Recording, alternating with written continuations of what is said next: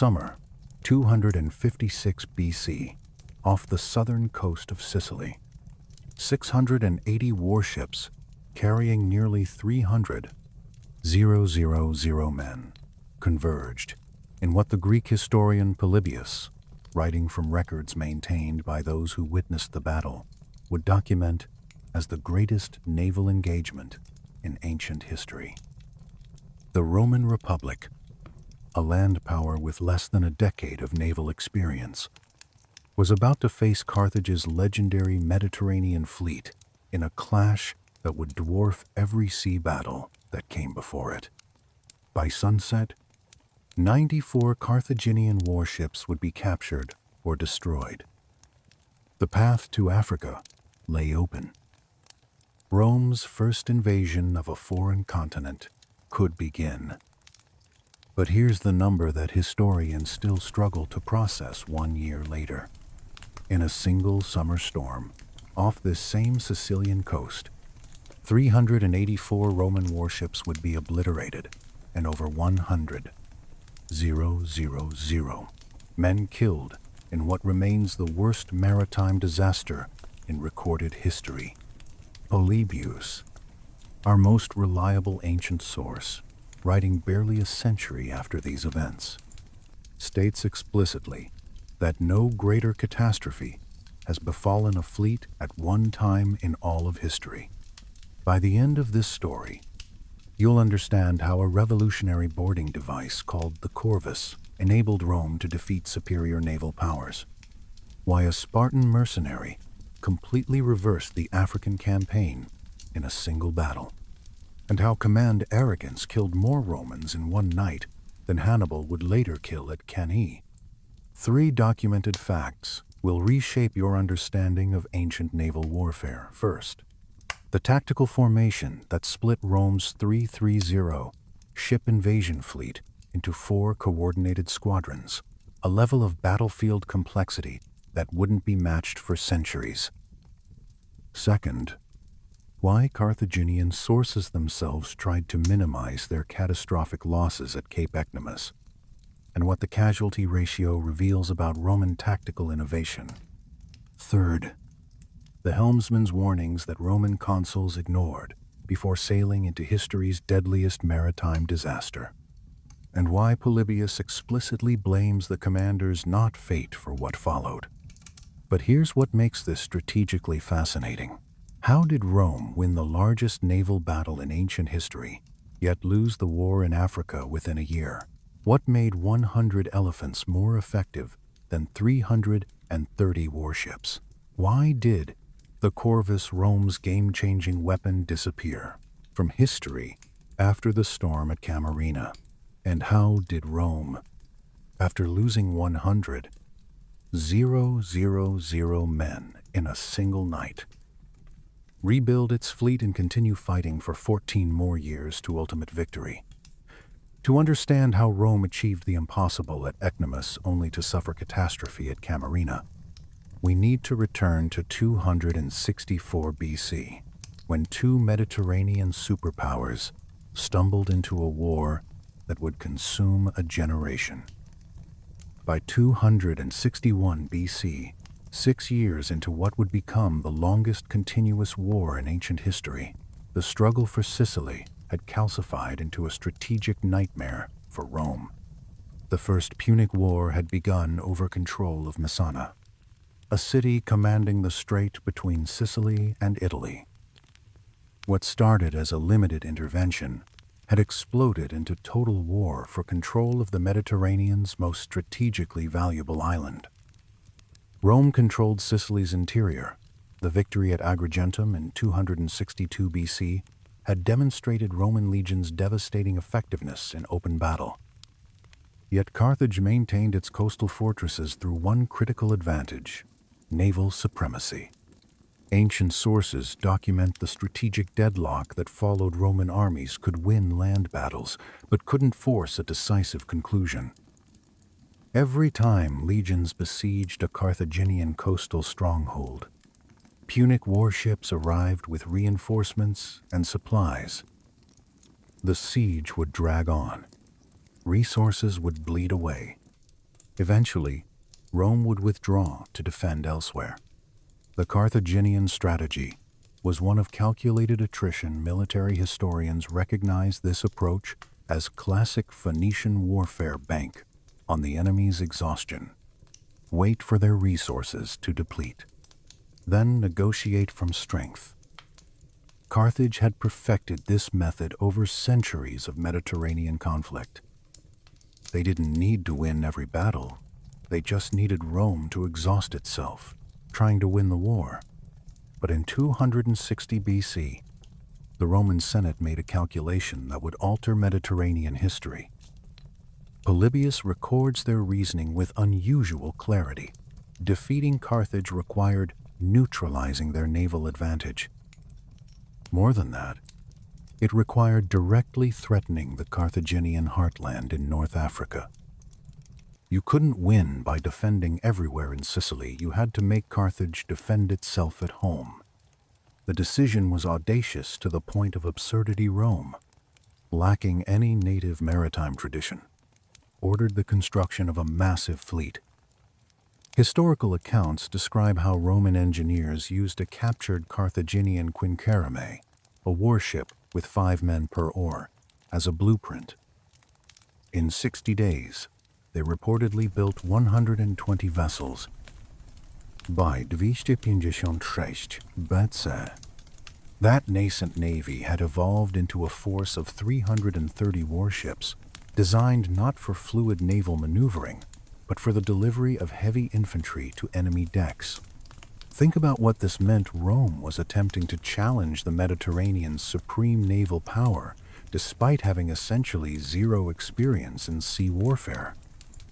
Carthage traced its maritime heritage back 8 centuries to Phoenician colonists. Roman sailors were learning to row warships while Carthaginian crews had been doing it for generations. The mathematical improbability of success seemed absolute. Yet building ships was the easy part. Defeating sailors with centuries of Mediterranean mastery required something Rome had never attempted: transforming naval combat itself. What they created would revolutionize warfare at sea and ultimately contribute to one of history's greatest disasters. The device that would revolutionize naval warfare measured exactly 9 meters long by 2 meters wide.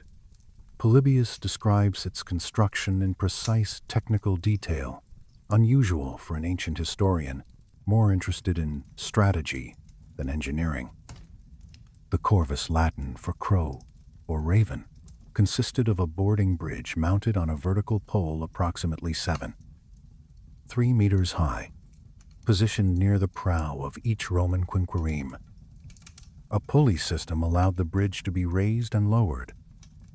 A heavy iron spike, shaped like a bird's beak, protruded from the underside of the device's far end.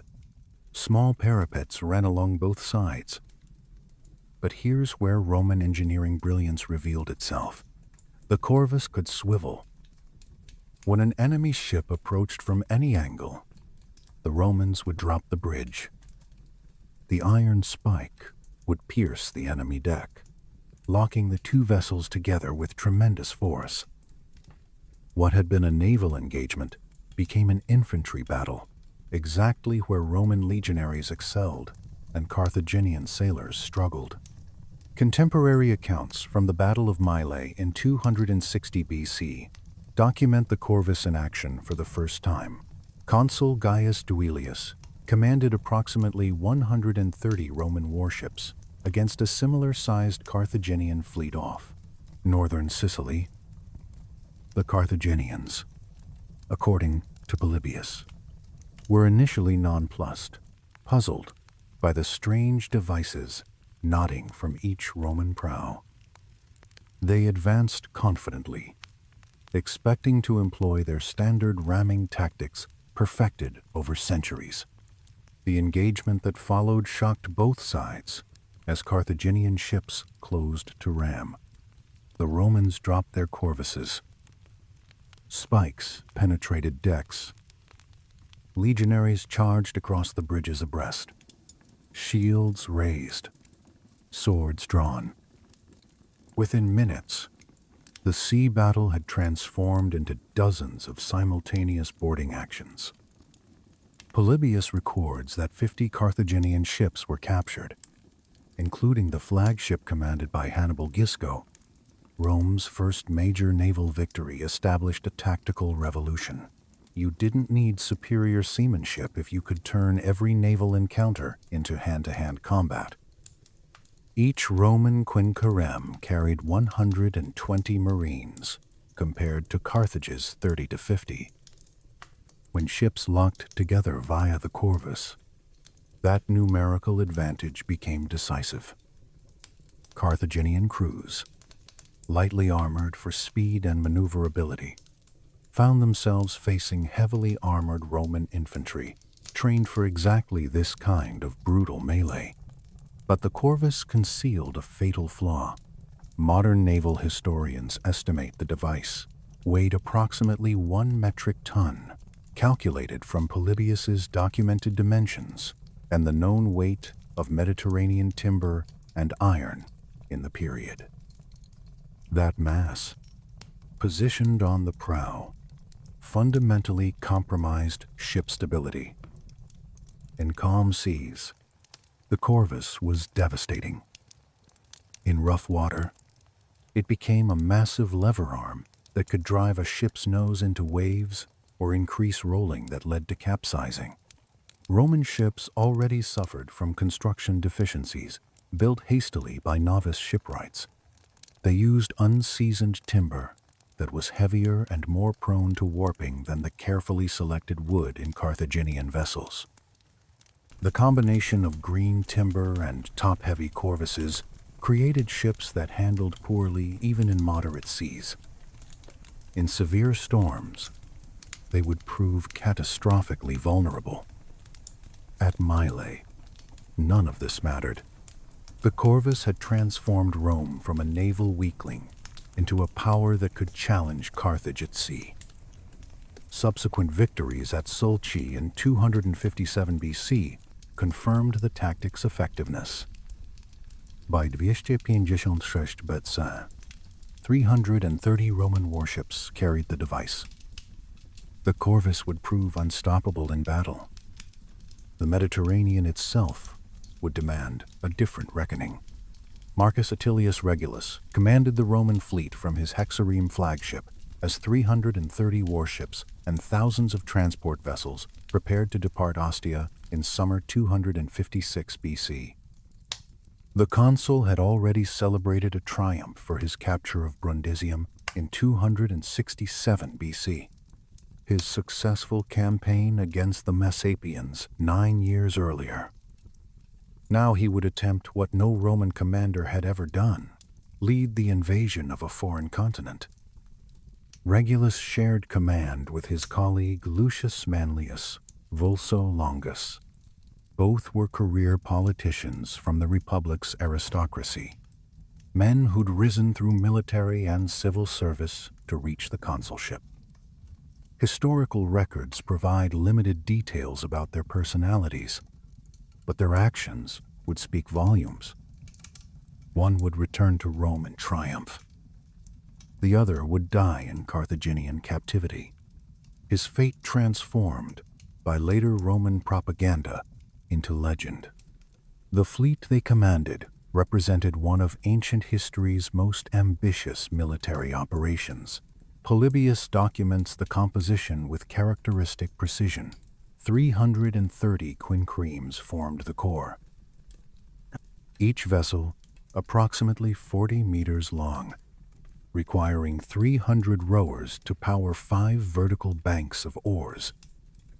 Each ship also carried 20 deck crew and officers, plus 120 marines, armed and armored for boarding actions.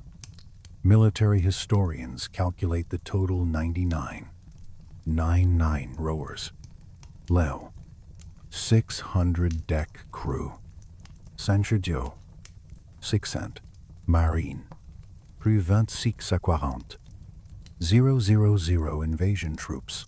approximately 140,000 men total aboard the warships alone. The transport ships carrying horses, siege equipment, and supplies added thousands more. Think about those numbers: 140,000 men packed into wooden ships, rowing in formation down Italy's western coast. If you position them shoulder to shoulder, the line would stretch nearly 15 kilometers. Their daily food consumption equaled a medium-sized Roman city. The logistical achievement of simply feeding this force while keeping it organized and battle-ready was extraordinary. The strategic objective was equally unprecedented: cross the Strait of Sicily at its narrowest point to minimize time in open water where storms or Carthaginian fleets could strike. Land on the Carthaginian coast near modern Tunisia. Capture or threaten Carthage itself. Force a war-ending surrender. Break the Sicilian stalemate by making Carthage defend its own territory instead of raiding Roman possessions. Both consuls commanded from hexaremes 6-banker warships, larger than standard quinqueremes, designed as mobile command platforms. These flagships would form the apex of Rome's battle formation, leading 330 warships into what would become the largest naval battle in ancient history. As the massive fleet departed Ostia in early summer, rowing in synchronized formation south along the coast, Regulus couldn't have known that his name would become associated with both Rome's greatest naval victory and its most catastrophic defeat. 350 Carthaginian warships were already mustering at their home port, preparing to intercept the invasion before it could reach African soil. While Rome marshaled novice sailors and untested ships, Carthage summoned a fleet built on 8 centuries of Phoenician maritime dominance. Phoenician colonists had founded Carthage around 814 BC. By 256 BC, that gave them 560 years of continuous naval tradition, generations of sailors who'd learned Mediterranean waters, winds, and tactics from fathers and grandfathers stretching back through time. Polybius documents that Carthage mustered 350 quinqueremes for the interception. Modern historians estimate approximately 150,000 personnel aboard, though this figure is less certain than the Roman count. Each ship required 300 rowers plus deck crew. Where Carthage differed dramatically from Rome was in marine contingent. Carthaginian quinqueremes carried 30 to 50 marines compared to Rome's 120. This wasn't a weakness, but a reflection of tactical doctrine. Carthaginian crews relied on superior seamanship and ramming attacks, not boarding actions. Their preferred tactics had dominated Mediterranean naval warfare for centuries. The diekplas involved sailing through gaps in the enemy line at high speed, wheeling to ram vulnerable sterns or sides. The periplus was a flanking maneuver around enemy wings. Both required precise ship handling, experienced helmsmen, and crews who could execute complex maneuvers under combat conditions. Carthaginian vessels built with seasoned timber and modular construction systems perfected over generations were faster and more maneuverable than their Roman counterparts. The commanders leading this fleet were veterans. Hanno commanded the right wing, the same Hanno who'd been defeated at Agrigentum 4 years earlier. He led the fastest quinqueremes, positioned for the critical outflanking movement. Hamilcar commanded the center and left wing. This Hamilcar had fought at the earlier Battle of Tyndaris and understood Roman tactics. Together, they represented Carthage's most experienced naval leadership. Strategic planning centered on interception before Rome reached Africa. Fast scout ships tracked the Roman fleet's progress from the Italian mainland. When the Romans crossed into Sicilian waters, Carthaginian scouts reported their movements continuously. The Carthaginians positioned their fleet at Heraclea Minoa, the easternmost town they still controlled on Sicily's southern coast. From there, they could intercept any Roman crossing attempt. The Carthaginian plan exploited their advantages, form an extended line that could envelop the Roman formation, use superior speed to flank and surround, draw enemy ships into situations where ramming attacks could destroy them before boarding actions began.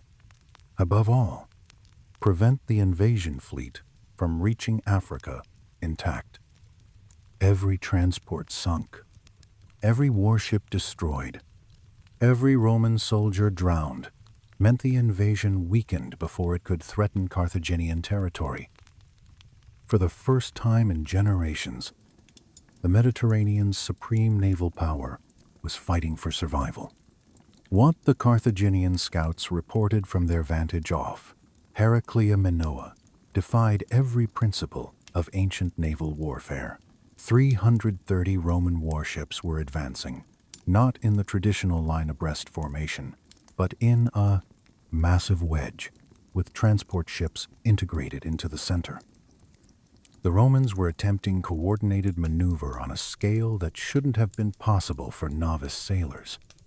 Polybius describes the formation with unusual precision, suggesting it impressed even observers writing a century later. The structure divided the fleet into 4 distinct squadrons, each with specific roles and positioning. Squadrons 1 and 2 formed the vanguard, the apex of the wedge, pointing directly toward the enemy.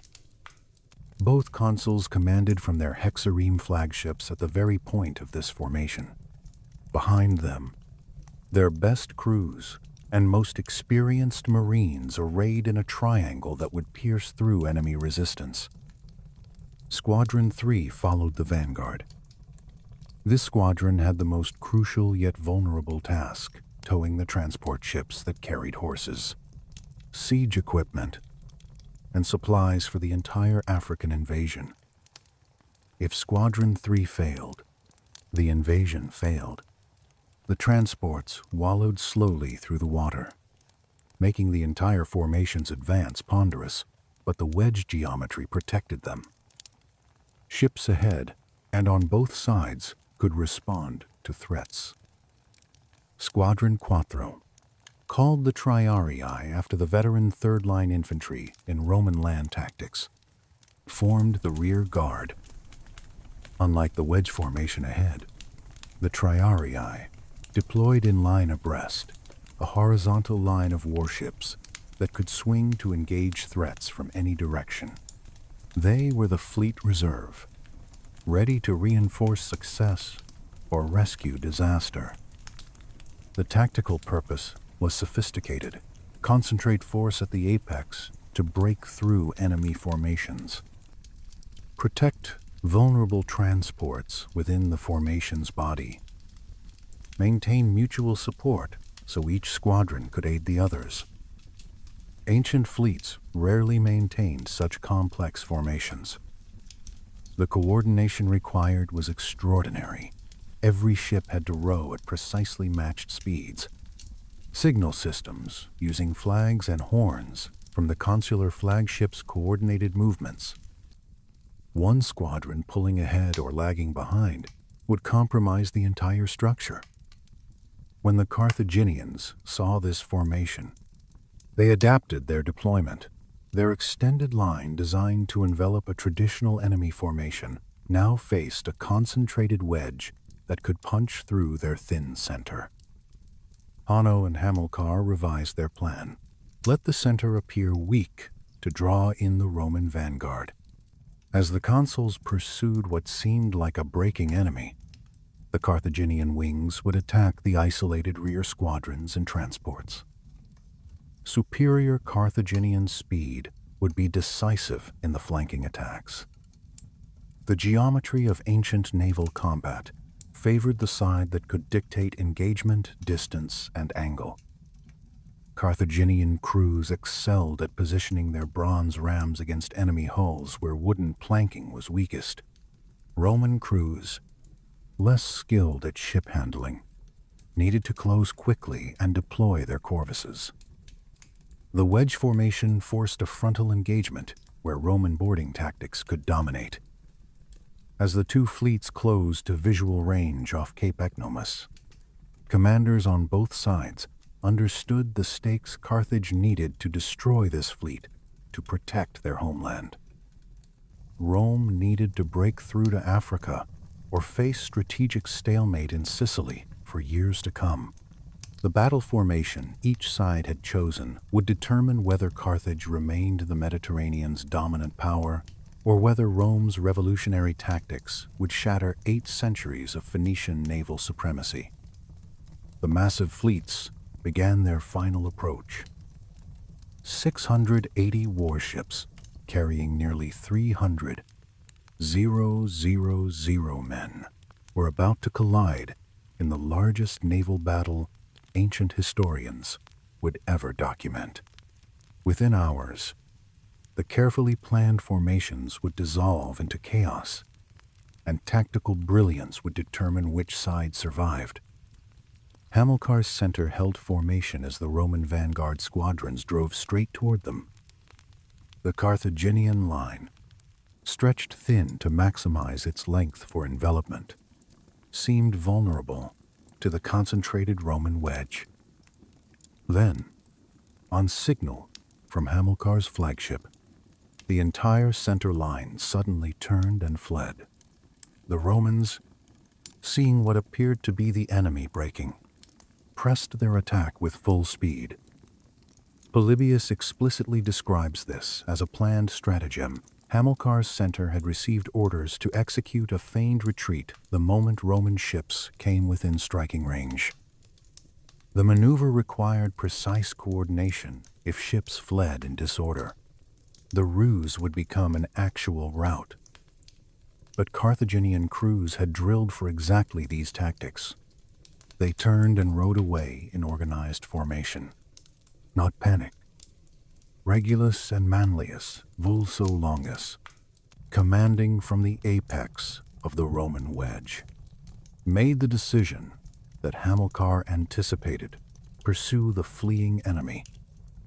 Squadrons 1 and 2 accelerated, their 300 rowers per ship, driving them forward at maximum speed. The consuls fought under each other's direct observation, neither willing to show hesitation.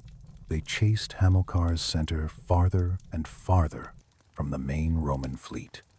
The gap opened exactly as Carthaginian planning intended. As the vanguard squadrons pursued Hamilcar, Squadron 3 with its towed transports and Squadron 4's rear guard lagged behind. Ancient warships, even in calm seas, struggled to maintain perfect formation.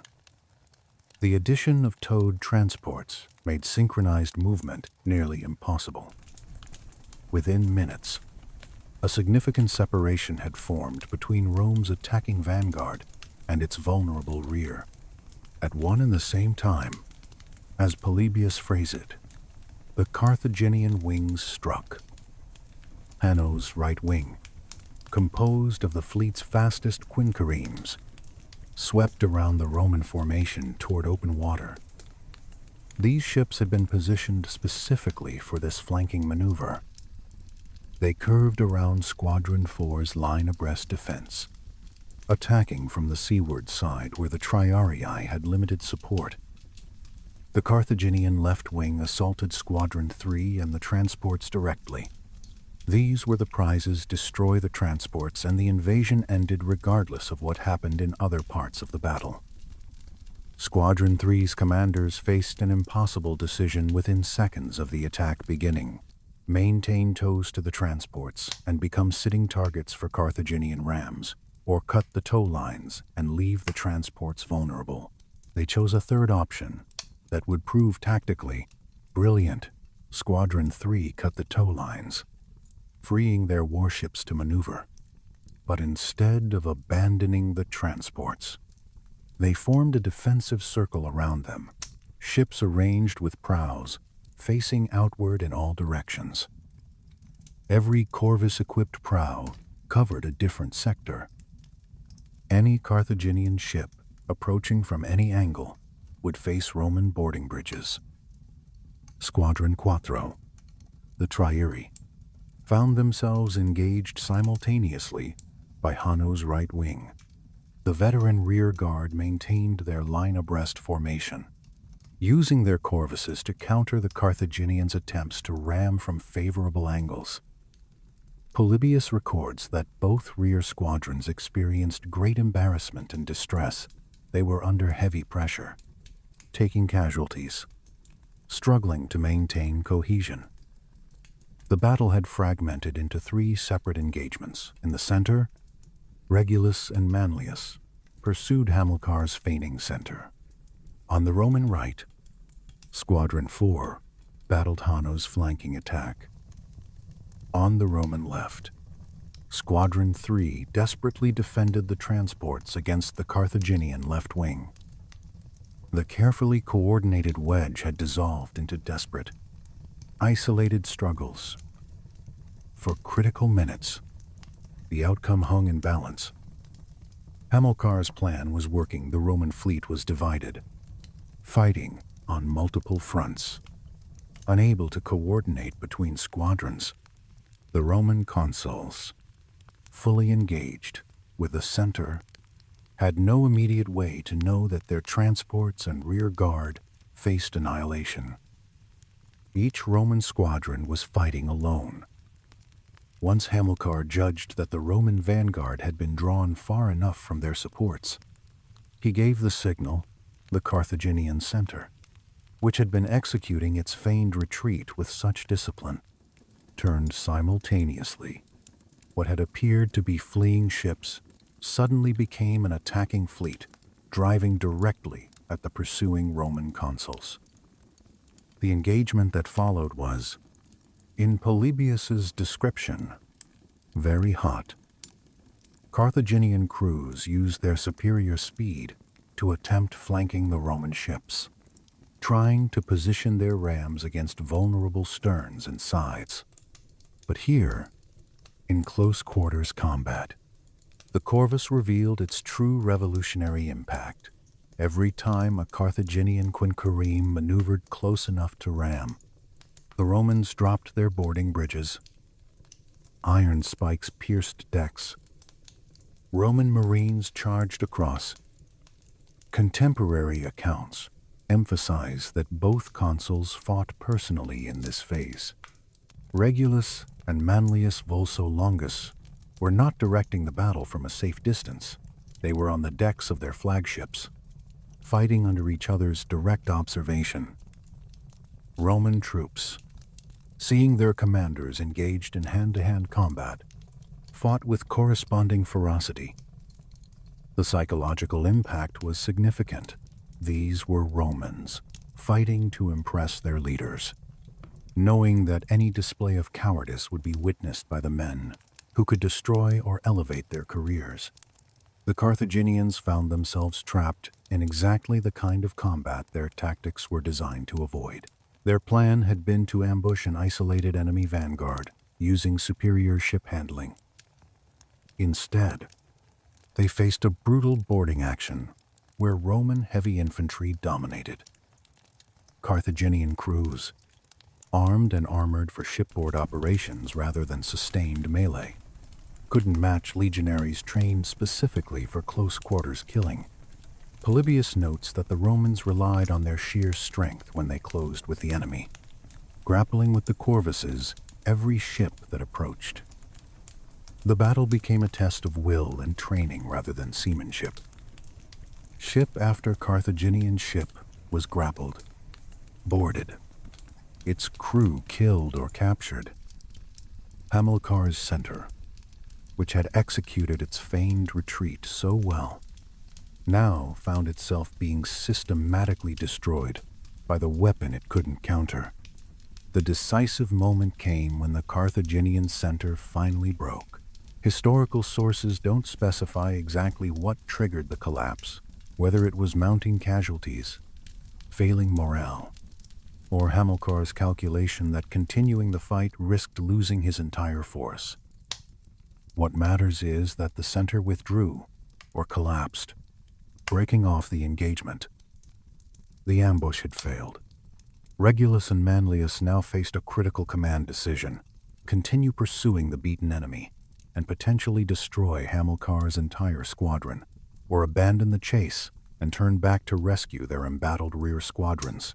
Many commanders throughout history have chosen the former. Keep attacking. Success. Trust subordinates to handle problems elsewhere. The Roman consuls chose discipline over glory. They ordered squadrons 1 and 2 to cease pursuit and return to the main battle. The vanguard wheeled as one and raced back toward the sounds of combat behind them. That decision, prioritizing the rescue of endangered squadrons over exploiting success against a beaten enemy, would transform a fragmented battle into decisive Roman victory. Squadrons 3 and 4 had held long enough. Relief was coming. But the Carthaginian wings, pressing their attacks on Rome's rear, were about to discover they had become the trapped. The Carthaginian wings had executed Hamilcar's plan with precision. They had isolated and attacked the Roman rear, putting squadrons 3 and 4 under tremendous pressure. But they had made one critical miscalculation: how quickly the Roman consuls could defeat the center and return. Now, as squadrons 1 and 2 appeared on the horizon, racing back at full rowing speed, the tactical situation reversed catastrophically. Polybius documents what followed with characteristic precision. The returning consular squadrons fell upon the rear of the Carthaginian wings. Ships that had been focused on attacking Roman defensive positions suddenly found themselves under attack from behind. The Carthaginians were caught between Rome's defensive formations in front and the vanguard's assault from behind. Geography compounded the disaster. The Carthaginian wings, in pressing their attacks, had advanced close to the Sicilian shore. This positioning had seemed advantageous. It limited Roman escape routes. But when the consular squadrons returned, the shore became a trap. Carthaginian ships couldn't maneuver freely. They couldn't use their speed advantage to withdraw. They were caught in a 3-sided kill zone, squadrons 3 and 4 ahead, squadrons 1 and 2 behind, the jagged Sicilian coast blocking retreat. The battle's character transformed from coordinated naval engagement to chaotic slaughter. Carthaginian crews found themselves boarded from multiple directions. Ships that tried to flee toward open water were intercepted by fresh Roman squadrons. Ships that tried to withdraw along the coast ran into each other, became entangled, or were driven onto rocks and shoals. The superior Carthaginian seamanship that should have allowed escape proved useless in the crowded, confused conditions. Polybius records that many ships trapped against the shore surrendered when unable to break free. This detail is significant. Carthaginian crews choosing surrender rather than fighting to the death suggests the hopelessness of their situation. Mediterranean naval combat rarely ended in mass surrenders. Crews usually fought until killed or their ships sank. That 50 ships surrendered indicates they had no viable escape and saw continuing combat as futile. The Roman squadrons, reunited and coordinating their attacks, methodically destroyed the trapped Carthaginian wings. The Corvus, designed for offensive boarding, proved equally effective when enemies had nowhere to flee. Roman marines crossed from ship to ship, each vessel captured, providing a platform to attack the next.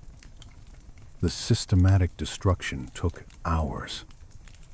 This wasn't a momentary collapse, but a sustained grinding down of trapped forces.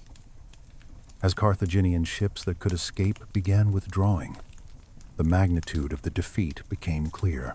Hamilcar's brilliant stratagem feigned center retreat. Wing attacks on isolated rear squadrons had transformed into catastrophic disaster. The center had been defeated and driven off. Both wings were trapped and being systematically annihilated. The largest Carthaginian fleet mustered in years was being destroyed off the coast of Sicily.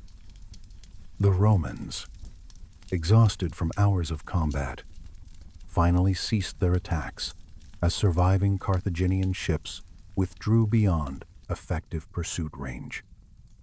The waters off Cape Ecnomus, according to contemporary descriptions, were choked with wreckage, blood, and bodies. 680 warships had met in battle. By sunset, the numerical cost to Carthage would be counted in captured and sunken vessels that changed the Mediterranean's balance of power. When Roman scribes counted the captured Carthaginian ships secured in the shallow waters off the Sicilian shore, the numbers revealed a victory of unprecedented scale. Polybius, writing from records maintained by both Roman and Carthaginian sources, documents the precise toll with unusual specificity. 30 Carthaginian ships sunk in combat, 64 ships captured, 50 of them trapped against the shore and surrendered. The remainder taken through boarding actions. Total Carthaginian losses: 94 ships, representing 27% of the 350 ship fleet that had sailed to intercept the Romans. Roman losses stood at 24. Ships sunk 7. 3% of their 330 ship fleet. The casualty ratio, nearly 4-1 in ships alone, demonstrated the tactical revolution the Corvus had enabled. Carthage had entered battle with more ships, more experienced crews, and 8 centuries of naval tradition. Rome had emerged victorious through innovation that transformed Mediterranean naval combat. Think about what these numbers represent. 94 Carthaginian warships lost means approximately 28, 200 rowers, deck crew, and marines killed or captured. Each captured ship added its entire crew to Roman prisoner counts. The human cost of Ecnomus exceeded most ancient land battles. This was industrial-scale killing maritime warfare on a scope that wouldn't be matched until the modern era. The strategic calculation was equally dramatic. The path to Africa now lay open. No Carthaginian fleet remained positioned to intercept the Roman crossing. The transport ships, protected through Squadron 3's defensive brilliance, had survived intact.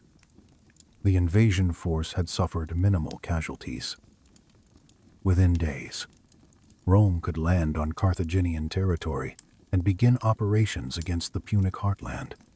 Military historians analyzing Ecnomus identify several factors in the Roman victory. The Corvus obviously proved decisive in close-quarters combat, but tactical discipline mattered equally. When Squadrons 3 and 4 came under attack, they maintained formation instead of breaking. When the consuls faced the choice between pursuing beaten enemies or rescuing embattled squadrons, they chose correctly. Roman tactical doctrine emphasized subordinates' initiative within overall command intent. Squadron 3's decision to form a defensive circle demonstrated this principle in action. The Carthaginian defeat stemmed from overconfidence in a brilliant plan.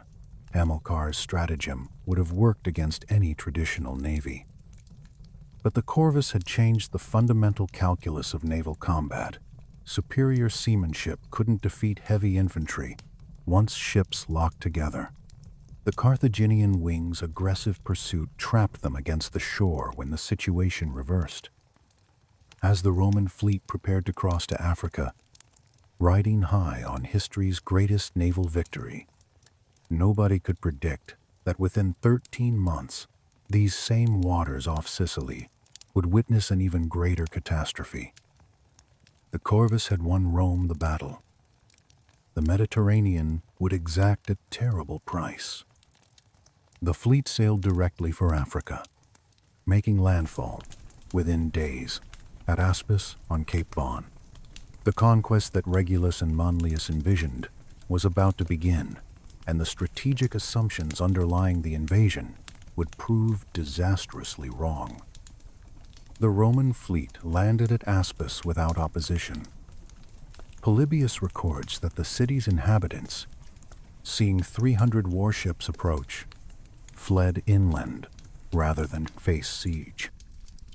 The Romans captured an intact port, established a secure base, and began raiding the surrounding countryside. The African invasion had begun with stunning success. Manlius Vulso Longus departed almost immediately. He took the bulk of the fleet, all captured Carthaginian ships, war booty, and prisoners back to Rome. Upon arrival, he celebrated a naval triumph, a ceremonial procession through Rome reserved for victorious commanders. The political value of Ecnomus was immense. Rome had defeated Carthage's legendary fleet. The Mediterranean's balance of power had shifted.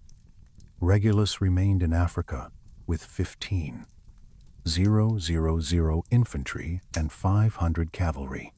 Polybius provides these specific figures, which modern historians accept as realistic for an expeditionary force expected to campaign semi-independently. The numbers reveal Rome's strategic calculation. This wasn't a massive invasion force designed to overwhelm through size. It was a mobile army intended to threaten Carthage through speed and aggressive operations. The campaign that followed demonstrated why Rome had chosen Regulus. He moved with stunning velocity, defeating Carthaginian forces at the Battle of Addis, approximately 24 kilometers south of Carthage. The Carthaginians attacked over unfavorable hilly terrain that negated their cavalry and elephant advantages. Roman legionaries, fighting on ground that suited their tactics, shattered the attack. The path to Carthage's walls lay open.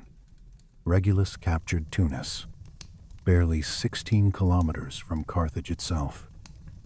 Historical sources describe panic in the city. Carthage sued for peace negotiations. The war, which had dragged on for 8 years in Sicily, seemed ready to end through direct strategic threat to the Punic capital. Everything Rome had gambled on the fleet construction, the revolutionary Corvus, the risky invasion appeared to be paying off in complete victory. Then Regulus overreached. The exact peace terms he demanded are debated by historians, as no contemporary text of his proposal survives. Diodorus, writing centuries later, claims Regulus demanded complete surrender, Carthage vacating Sicily, Sardinia, and Corsica, paying massive indemnities, effectively becoming a Roman vassal state. Modern historians like Howard Scullard consider this description unreliable, suggesting Regulus more likely demanded Carthage evacuate Sicily entirely, which Carthage refused because it would mean abandoning their western Sicilian territories. Whatever the exact terms, their effect is documented. Carthage rejected them and chose to continue fighting. The city that had been ready to negotiate peace decided that Regulus's demands were so harsh that death in battle was preferable to the proposed terms. That decision would prove momentous if Carthage had accepted peace in winter 256 to 255 BC. The First Punic War would have ended. Instead, it would continue for 14 more years. Regulus wintered in Tunis with his 15,000 men. He had achieved remarkable success, landed unopposed, won a battle, captured a major city near the enemy capital. forced peace negotiations. But his harsh terms had transformed a potential decisive victory into continued war. And in spring 255 BC, Carthage would respond with a mercenary commander whose understanding of terrain and tactics would destroy Regulus's army in a single afternoon. Xanthippus arrived in Carthage as one of many mercenary soldiers hired to defend the city. Polybius identifies him as a Spartan, a veteran of Greece's famously disciplined military system. What distinguished Xanthippus was his tactical analysis, according to Polybius. Xanthippus recognized the fundamental error in Carthaginian defensive strategy. Carthage possessed significant military advantages for 000 cavalry compared to Regulus's 500, and 100 war elephants, massive animals that could shatter infantry formations through sheer terror and mass. Yet Carthaginian forces had lost battle after battle to Roman legions. Xanthippus identified why Carthage kept fighting on rough, hilly terrain where cavalry and elephants couldn't maneuver effectively. On such ground, Roman heavy infantry dominated. The solution was obvious, once recognized: fight on level plains, where Carthaginian advantages could be deployed fully. Polybius credits Xanthippus with transforming Carthaginian citizen militia. Through intensive drilling, he professionalized their formations, improved their discipline, and prepared them for a set-piece battle on favorable terrain. In spring 255 BC, Xanthippus challenged Regulus on the plains near the Bagradas River, not far from Tunis. The force comparison was stark. Regulus commanded 15,000 infantry and 500 cavalry. Xanthippus led 12,000 infantry, 000 cavalry, and 100 war elephants. The Romans had numerical advantage in infantry. The Carthaginians had overwhelming cavalry superiority and elephants. Regulus made a critical tactical error to counter the elephants. He deepened his maniple formation, concentrating more men in each unit's depth to prevent the elephants from breaking through. But deepening formations shortens frontage. The Roman line became compressed, unable to extend across the battlefield. The shortened front exposed Roman flanks to the superior Carthaginian cavalry. The battle unfolded with mechanical precision, the 100 elephants deployed in a single line at the Carthaginian vanguard. Behind them came the reformed phalanx, 4,000 cavalry, positioned on both wings. When combat began, the Carthaginian cavalry immediately swept around the Roman flanks and destroyed Regulus's 500 horsemen. With the Roman cavalry eliminated, Carthaginian horse encircled the compressed Roman infantry. The elephants crashed into the Roman front ranks. Ancient war elephants were force multipliers through fear as much as physical impact. Soldiers who'd never faced them would break and run. Those who held position found themselves trampled or tusked. The Roman front ranks tried to hold against the elephant charge, while Carthaginian cavalry completed the encirclement. Behind the elephants came the Carthaginian phalanx, fresh and organized, hitting Roman units that had been disrupted by elephants and were fighting on all sides against cavalry attacks. The Roman formation collapsed. Polybius documents the catastrophe with stark numbers 13. No Romans killed. R. 000 escaped to Aspis. Of the 15,000 men who marched to battle, fewer than 15% survived. Marcus Atilius Regulus was captured.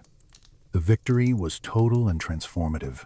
Xanthippus had identified Carthage's tactical mistakes. corrected them, and destroyed the Roman invasion army in a single afternoon. The African campaign, which had promised to end the war on Roman terms, had collapsed. Tunis was abandoned. The survivors holed up in Aspis, surrounded by hostile territory, waiting for relief that would require Rome to send another fleet. When news of the Tunis disaster reached Rome, the Senate's response was immediate. The 255 BC consuls Servius Fulvius Paetinus Nobilior and Marcus Aemilius Polus were ordered to assemble a rescue fleet and evacuate the African survivors. Historical sources vary slightly on the fleet size. Polybius suggests 350 to 390 warships. Even taking the lower estimate, this represented a massive naval operation launched within months of receiving news of Regulus's defeat. The fleet departed for Africa in early summer. On the outward voyage, they captured the island of Corcyra, establishing a forward base. Then came the encounter that would boost Roman confidence even higher, the Battle of Cape Hermaeum, fought off Cape Bon north of Aspis. A Carthaginian fleet of 200 ships sailed to intercept the rescue operation. Carthage, despite the disaster at Ecnomus, had rebuilt substantial naval forces over the winter. These were largely survivors from the earlier battle, plus newly constructed vessels. Their objective was to prevent Rome from evacuating the trapped survivors. If the Romans couldn't rescue their forces, future invasion attempts would face strategic impossibility. The Romans won decisively. Contemporary sources document 114 Carthaginian ships captured along with their entire crews, and 16 ships sunk.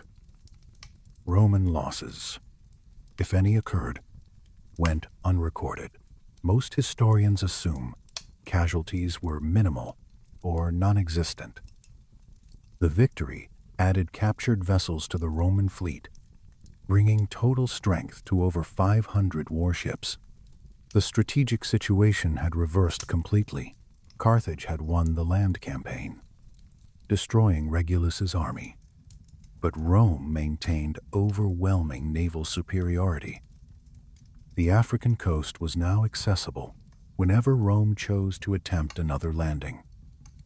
Carthage could defeat Roman armies on land, but couldn't prevent their arrival. The Romans landed at Aspis, dispersed the besieging forces, and evacuated the 2,000 survivors of Tunis. They also conducted extensive raids on the surrounding African countryside, capturing thousands of prisoners and massive quantities of booty. When the fleet finally departed for the return voyage to Italy, it carried an enormous load: prisoners, plunder, rescued soldiers, and supplies.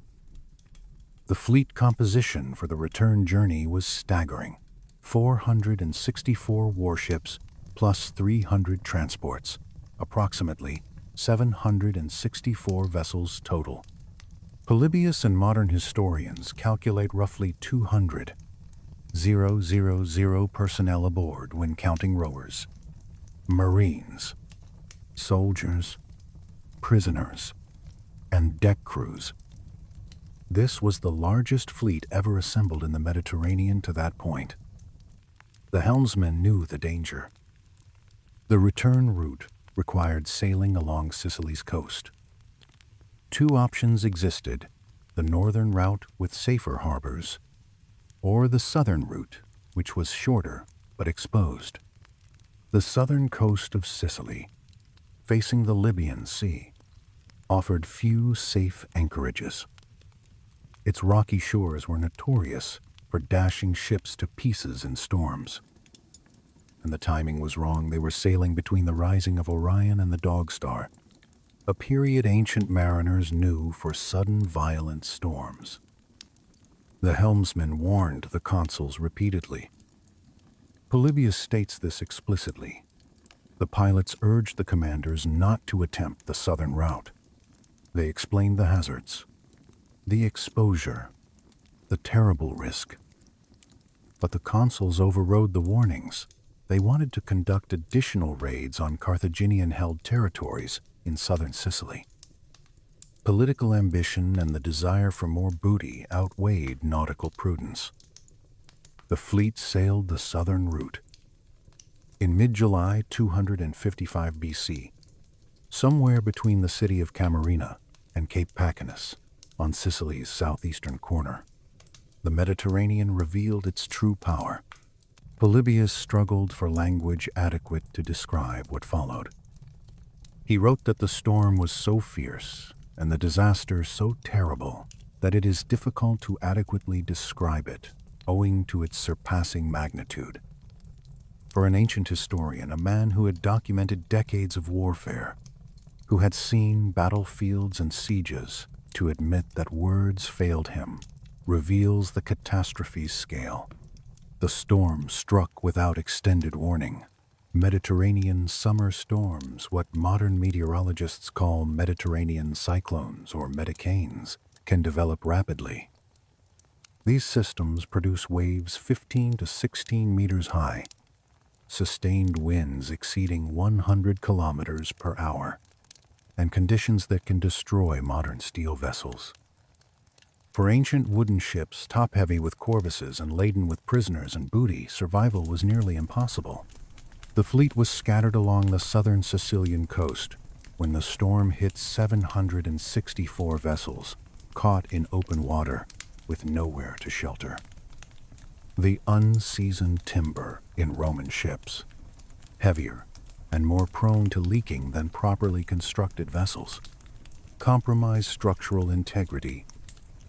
The corvus, 1 metric ton of weight on each prow, turned ships into diving planes. The bow would plunge into waves instead of riding over them, overloading from prisoners, booty, and rescued troops reduced freeboard, meaning ships sat dangerously low in the water. Polybius documents the result with mathematical precision of 464 warships. 384 were sunk or wrecked, 83% of the warship fleet lost. All 300 transports destroyed. Only 80 warships survived to reach Syracuse. The ships were either swamped by waves or driven onto the rocks and headlands where they broke to pieces. The human toll exceeded anything in ancient military history. Over 100,000 men died. Scullard breaks down the casualties: 25,000 soldiers, including many survivors from Regulus's army who'd been rescued only to drown weeks later. 000 rowers and crew, unknown thousands of Carthaginian prisoners captured at Cape Hermaeum, and, during the African raids, the majority of deaths fell on Rome's allied communities, the socii navales, who provided sailors and rowers. Contemporary descriptions report that the entire southern Sicilian coast was filled with corpses and wreckage for miles. Bodies washed ashore by the thousands. Ship timbers, broken oars, supplies, armor, weapons, everything from the greatest fleet ever assembled, scattered across beaches and rocks. Polybius wrote that no greater catastrophe had ever befallen a fleet at one time. He was right. No maritime disaster, before or since, ancient or modern, has killed more people in a single event. The mathematics of the loss were staggering. Rome had won the largest naval battle in history at Ecnomus, losing only 24 ships. 1 year later, they lost 384 ships, 16 times the Ecnomus losses, to a storm their consuls had been explicitly warned to avoid. More Romans died off Camarina in one night than would die at the famous disaster of Cannae decades later. when Hannibal annihilated a consular army. Polybius's judgment was harsh and explicit. He wrote that fortune was not so much to blame as the commanders themselves. The pilots had warned them repeatedly not to steer along the southern coast. The consuls ignored professional advice. Their decision, driven by political ambition and desire for additional plunder, killed over 100,000 men. The storm finally broke. The survivors struggled into Syracuse 80 warships from a fleet of 464. The greatest naval victory in ancient history had enabled an African invasion that ended in defeat. The rescue fleet had successfully evacuated survivors, only to lose them, and 10 times as many others, to consular hubris and the Mediterranean in fury that ancient historians couldn't adequately describe even when they tried.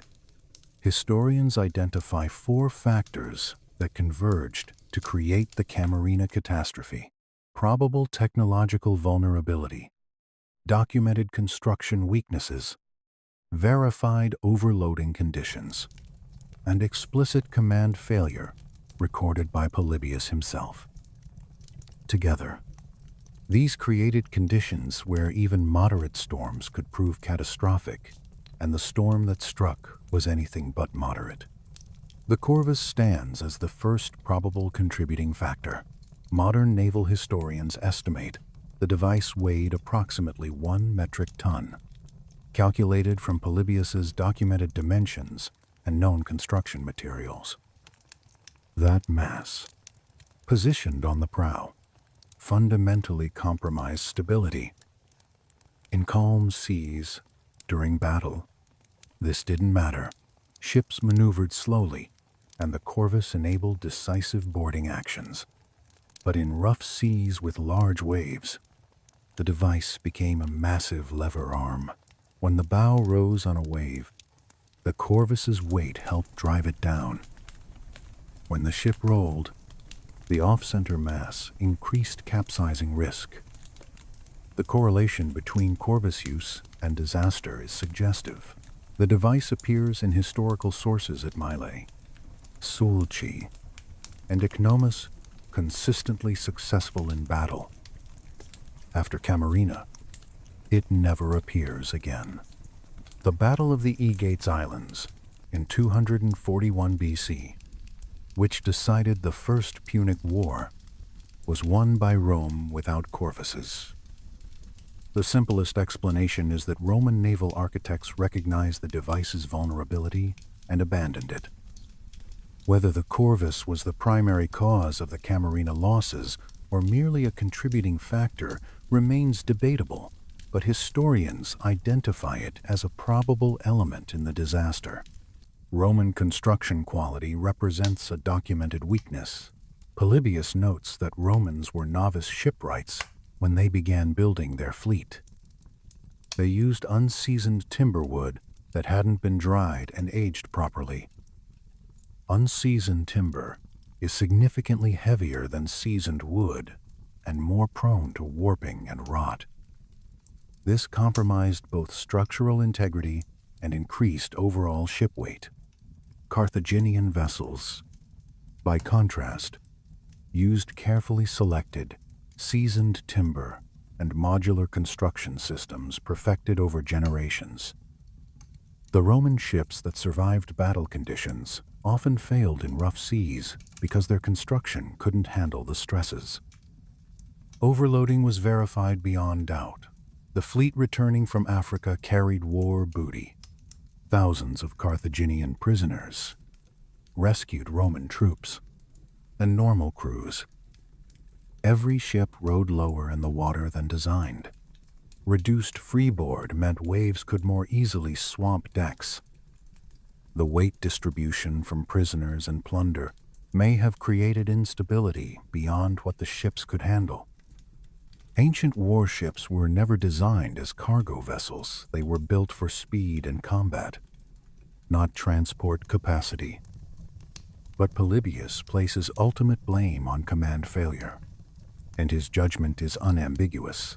The helmsman warned the consuls repeatedly. Professional sailors explained the hazards of the southern route, the dangerous season, the lack of safe harbors. The consuls chose political ambition over nautical safety. They wanted to raid more Carthaginian territories, capture more booty, enhance their triumphant return to Rome. That decision killed over 100 men. Polybius's phrasing is damning. Fortune was not so much to blame as the commanders themselves. In ancient historiography, attributing disaster to human error rather than divine fate or bad luck was significant. Polybius, normally restrained in moral judgment, explicitly condemned the consul's decision-making. The warnings were clear. The risks were explained. Professional advice was available and ignored. The loss of over 100 men and 384 warships would have broken most ancient states. The demographic impact was devastating. Rome's census data documents the total citizen population declined from 292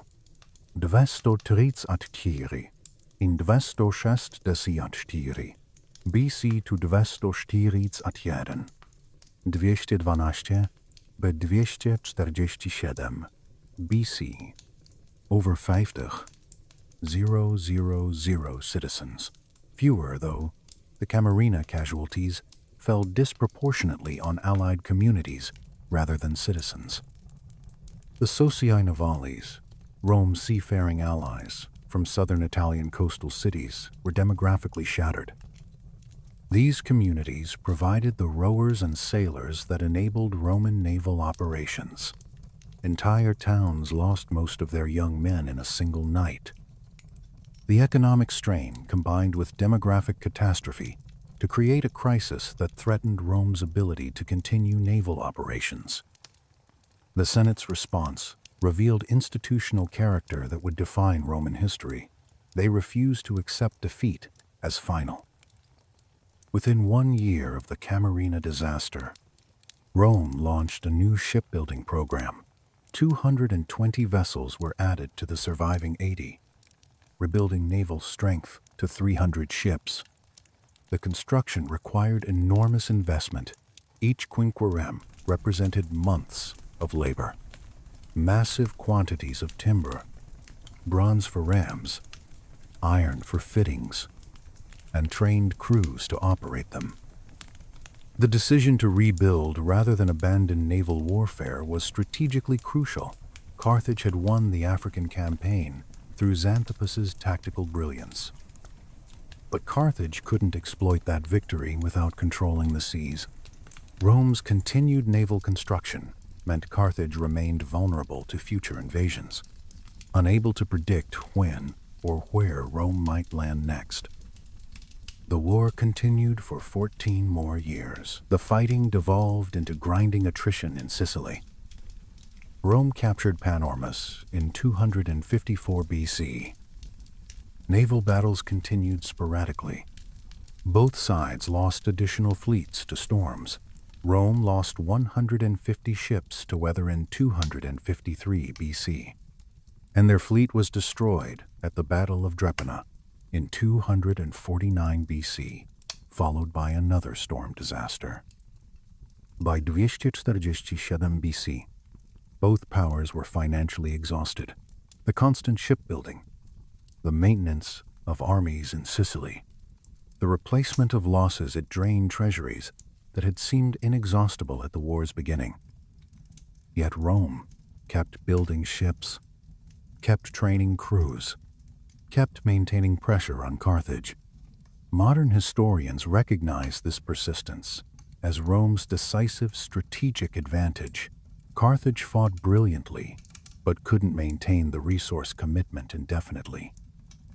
In 243 BC, Rome built yet another fleet, 200 ships financed through loans from wealthy citizens who accepted promises of repayment from war indemnities once victory was achieved. That fleet, commanded by Gaius Lutatius Catulus, won the decisive Battle of the Aegates Islands in 241 BC. Carthage, unable to relieve its garrisons in Sicily, sued for peace on Roman terms. The treaty that ended the First Punic War gave Rome control of Sicily, the Mediterranean's first Roman province. Carthage paid 200 talents of silver in reparations. The war that had begun over control of Messana ended with Rome as the Mediterranean's dominant naval power. Marcus Atilius Regulus was captured at Tunis in spring 255 BC.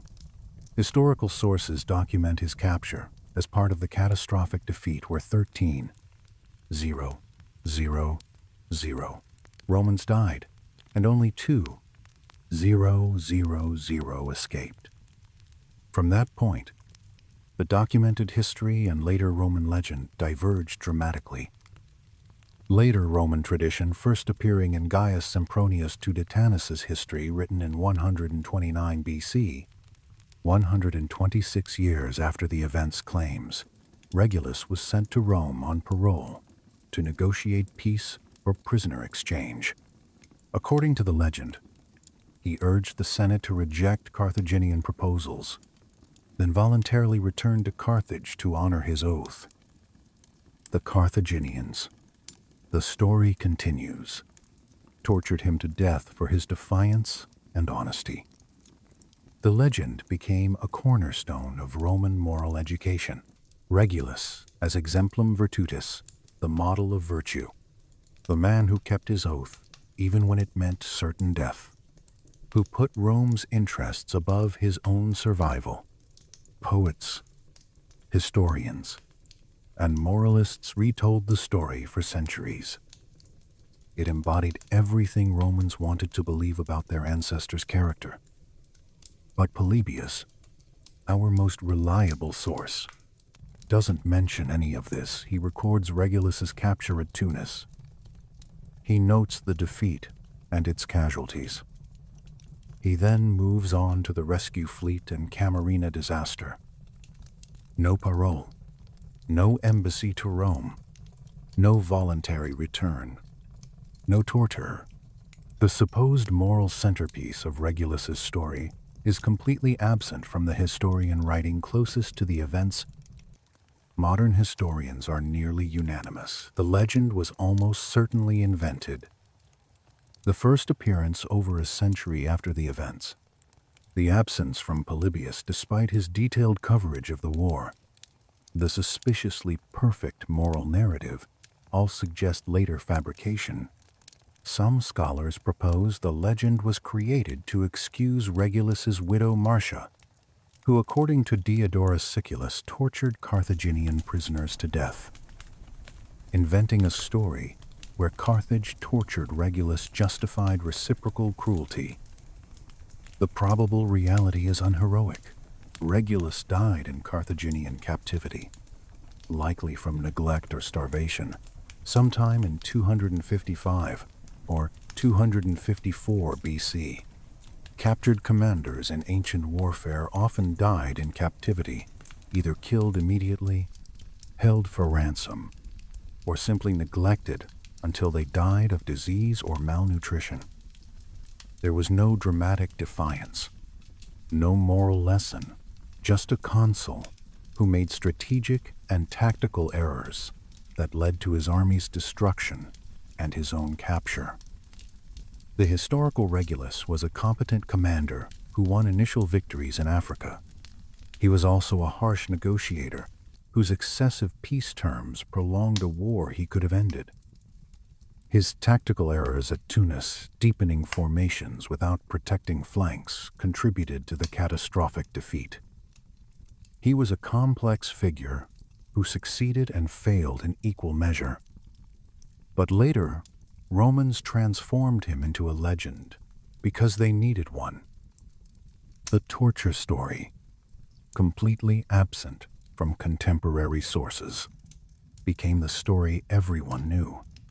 Sometimes the myths we create about history matter more than the actual events. But historians must distinguish legend from documented fact. The chain of causation that led from Ecnomus to Camarina reveals warfare's cruel paradoxes. Rome won the largest naval battle in ancient history, demonstrating that tactical innovation could overcome centuries of naval tradition. That victory enabled the African invasion, the strategic masterstroke that should have ended the war. The invasion's initial success, capturing Aspis, winning at Attis, threatening Carthage, seemed to validate the entire strategy. But Regulus's harsh peace terms prolonged the war he should have ended. Carthage's decision to hire Xanthippus and continue fighting led directly to the Tunis catastrophe. The destruction of the invasion army required a rescue fleet. The rescue fleet's success at Cape Hermaeum added captured ships and encouraged confidence. That confidence, combined with consular ambition, led to the decision that killed over 100,000 men off Camarina. Each success contained the seeds of subsequent disaster. The Corvus won Ecnomus, but contributed to vulnerability at Camarina. Concentrating forces for the invasion stripped defenses elsewhere. Winning at Cape Hermaeum loaded the fleet with prisoners and booty that compromised stability. Success bred confidence, that bred risk-taking, that bred catastrophe. Yet Rome's ultimate victory in 241 BC demonstrates that strategic persistence can overcome tactical defeats. Carthage won the African campaign, but lost the war. Rome suffered history's worst maritime disaster, but rebuilt and continued fighting. The side that could endure longer won, regardless of who won individual battles.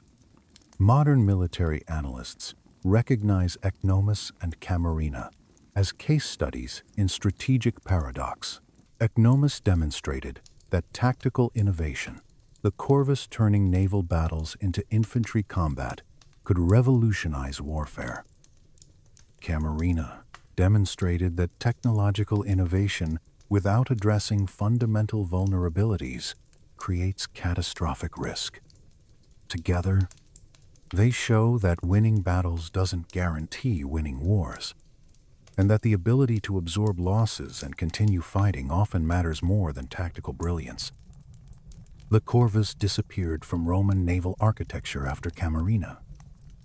When Rome won at the Aegates Islands, they did so with improved seamanship rather than boarding tactics. The disaster forced Romans to actually become sailors rather than relying on a technological shortcut.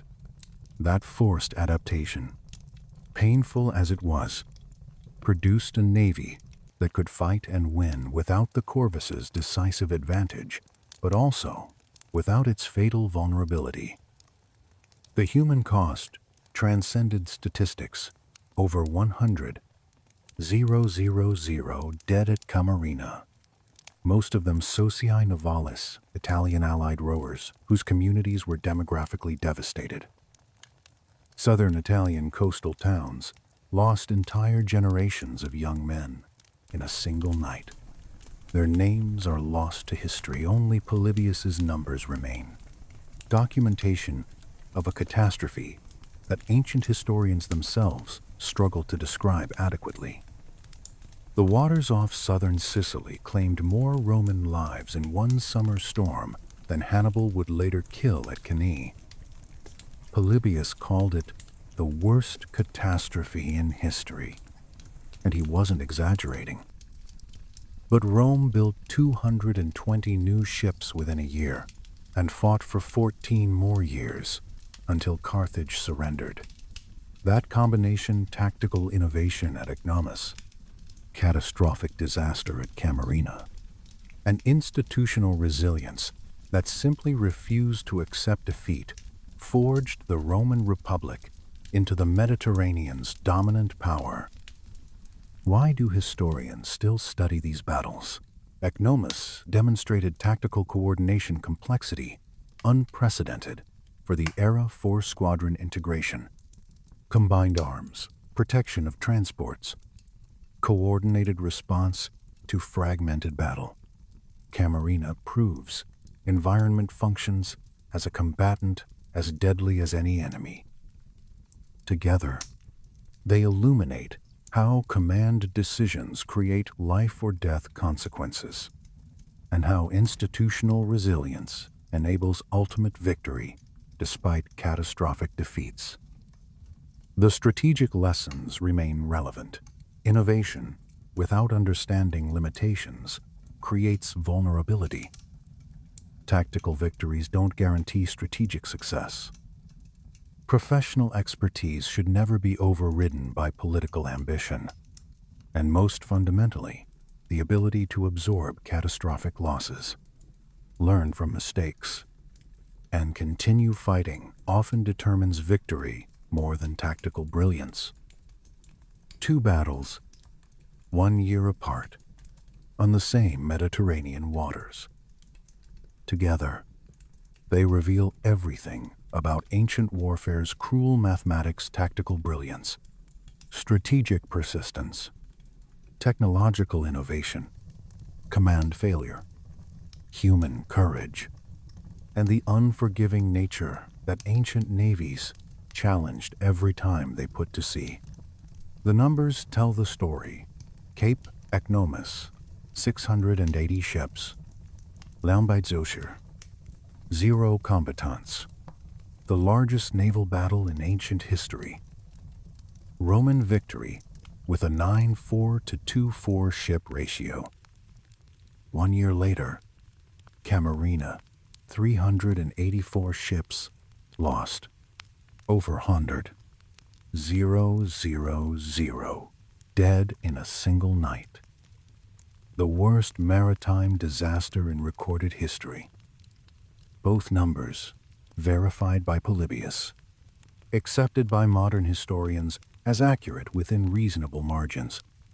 The Corvus revealed technology's dual nature, at Mylae and Ecnomus. It revolutionized naval warfare, allowing Rome to defeat Carthage's 8th century naval tradition through tactical innovation. But the same device that won battles contributed to the vulnerability that killed 100, 000, at Camarina. The Corvus disappeared from Roman architecture after 255 BC. Rome won final victory at the Aegates Islands in 241 BC through improved seamanship, not boarding tactics.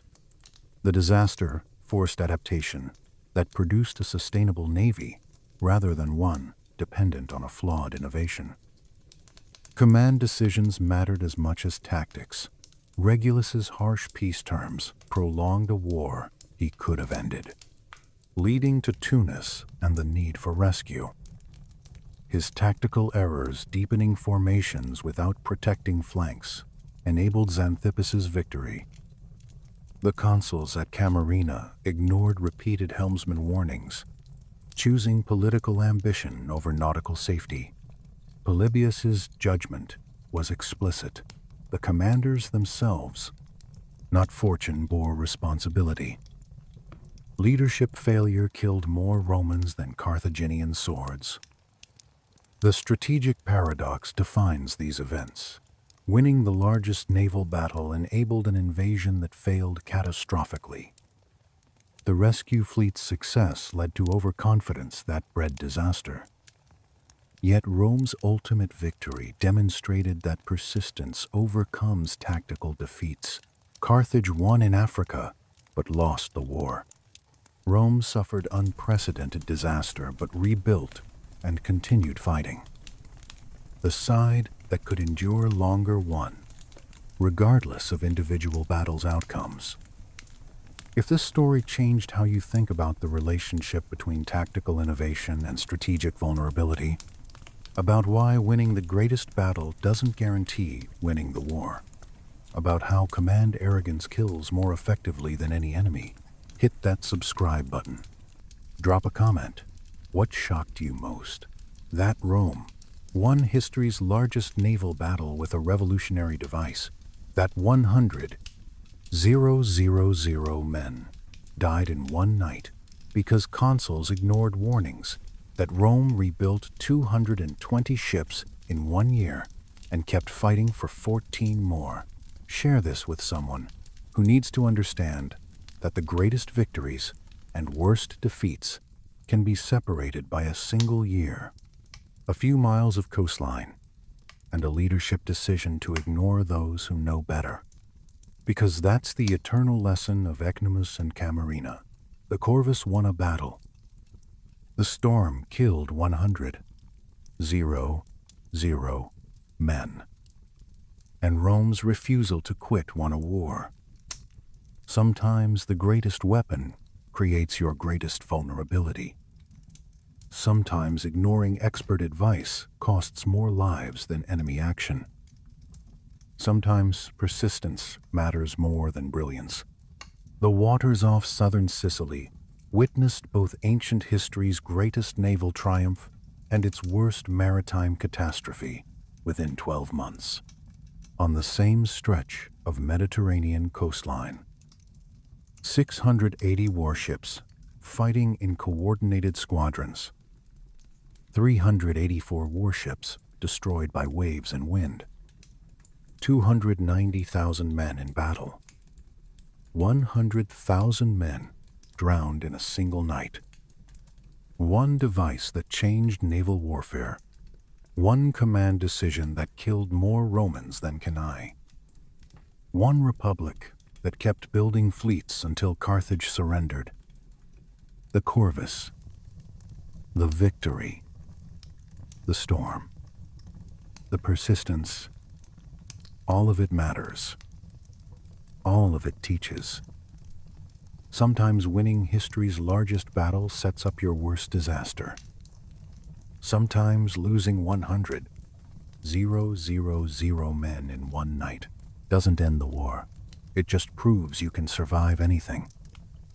Rome learned to sail by drowning, and that lesson that true strength isn't never falling, but standing back up after catastrophic loss. That's what transformed a land power into the Mediterranean's master. One revolutionary boarding bridge. Two battles that shouldn't exist. 23 years of war that Rome refused to lose. The Corvus disappeared after Camarina. Rome's institutional resilience never did.